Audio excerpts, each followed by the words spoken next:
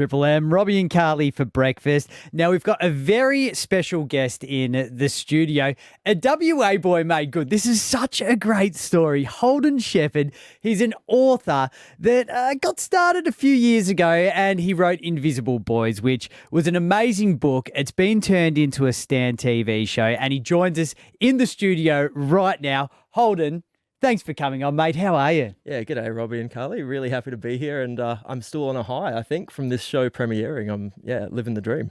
Oh, you absolutely should be. You're Gero born and bred. The story is set there as well.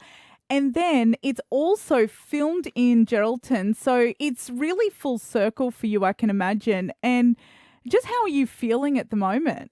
I'm feeling very like I'm walking through a dream. I feel like I've unlocked this really cool bonus level of being a writer that, it doesn't usually happen. So I'm just kind of running with it, enjoying every moment. It's really cool to see how Gero got around the book. The Geraldton community, they really got involved supporting the book. They're extras in the show.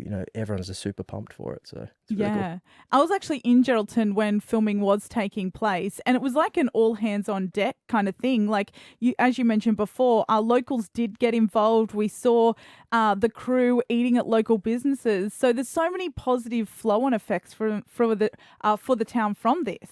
It was really cool to see how much money got spent in the local economy and that kind of thing. So I think it was the figure that was quoted from someone in the government was like $1.5 million was kind of spent in Gero having everyone up there. So that was pretty cool. And they were all just going to the local like bakeries. And I even met Joseph Zada, who plays Charlie. I rocked up in Gero to meet the producer.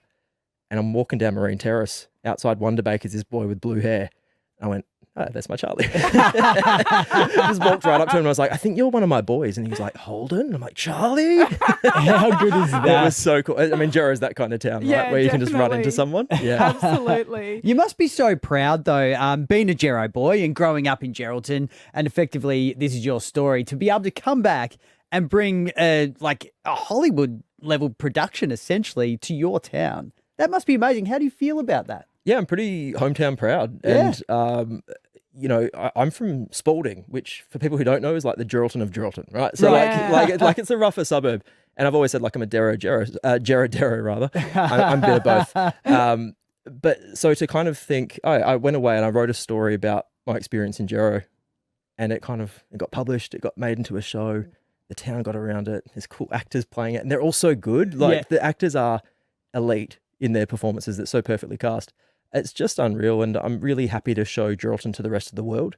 And I think I'm really happy that this kind of story is getting told in such a mainstream way. We don't hear voices from young gay men growing up in rural areas. It's really rare. So I hope it does something for that.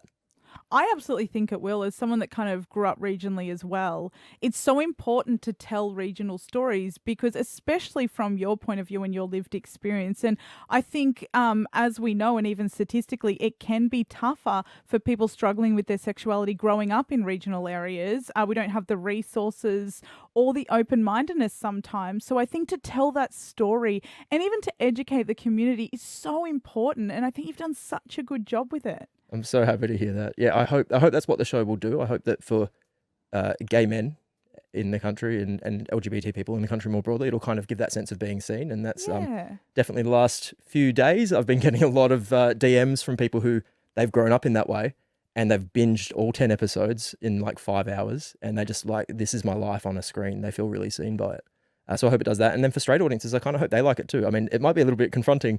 We didn't shy away from anything. This is graphic, right? And it's definitely MA 15 plus. I've got to say that because we don't want anyone younger than 15 watching it.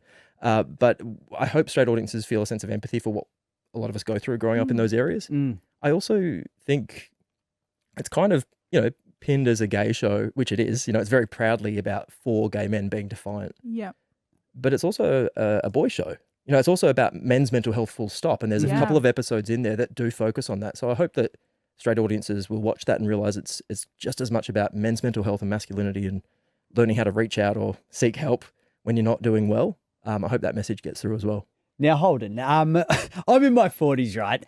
And still to this day, if I'm watching a movie with my parents, and a sex scene comes on. Like, it is awkward as hell. Like, I'm looking away, making weird conversation, coughing.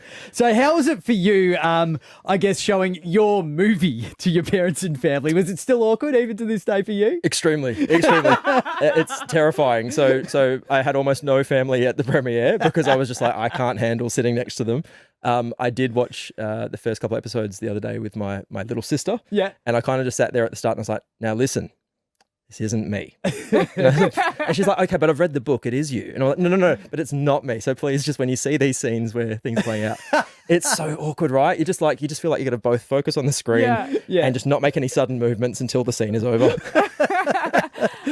Now, we do know this has catapulted you and Geraldton into a next level, and all eyes are on this project at the moment. And then I guess the question is, what comes next? So I do know you've just finished a book. Will we see that potentially on our TV screens as well for a season 2?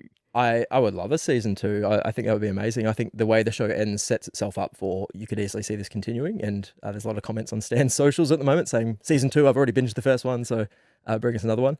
It's too soon to confirm if there will be a season 2 yet. It's obviously just come out. But I have written a sequel novel. So, and I've just finished it. So there is a follow-on to the Invisible Boys story, and hopefully it'll be published. I can't say when, but I'll tell you when I can. And yeah, it would be great to have that adapted as well and follow this story on. Hey, Absolutely. Mate, tell us about that process of actually going from writing a book to getting a TV series. Because, I mean, it's obviously a big jump. They're not just turning any book into a TV series. Did you have to pitch it, or did someone approach you?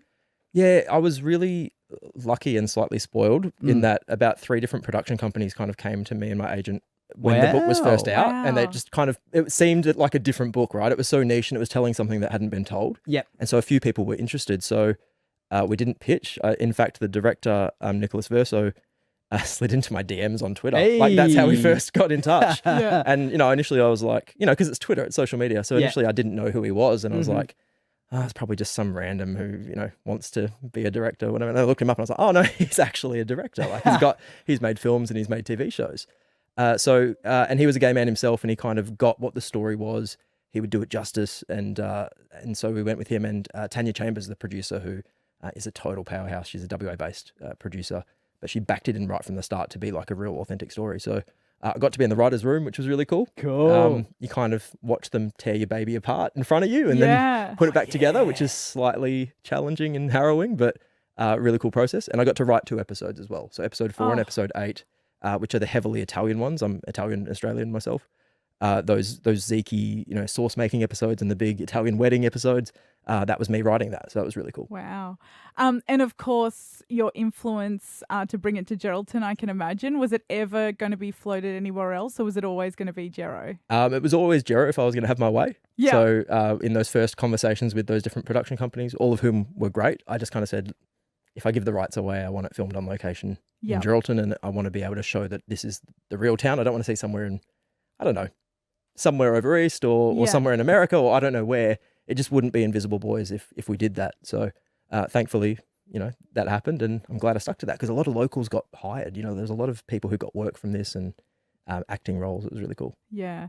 Well, look, it is such a great series. You can binge it, all 10 episodes on Stan right now. Holden, I think I speak for a lot of people when I say you've done Geraldton so proud, and it's just been so amazing to kind of see how many people get around this project and what you have literally created. It's been amazing to watch. It's been very overwhelming, and I'm very grateful to people who've kind of gotten around the show and supported it. So yeah, thanks to everyone who's a reader and a viewer and supporter. Thank you so much. So for more information, head to Holden's Insta as well. Is that the best place to go and check you out, mate? Insta's good. I'm chronically on Insta, so at Holden Sheppard. And he's a specimen as well, Carly. So yeah, be careful of those arms. Shows. they are guns, aren't they? Go back to the gym. I think you're intimidating Robbie a little bit. There might be a few Flex Friday selfies. I apologise in advance. People follow me for the stories and end up with that. I love I'd be doing it too. Don't worry. You're attracting all these like serious readers, and then they're getting a gun show as well. You're covering all bases. I try. Oh, thanks, man. Brilliant.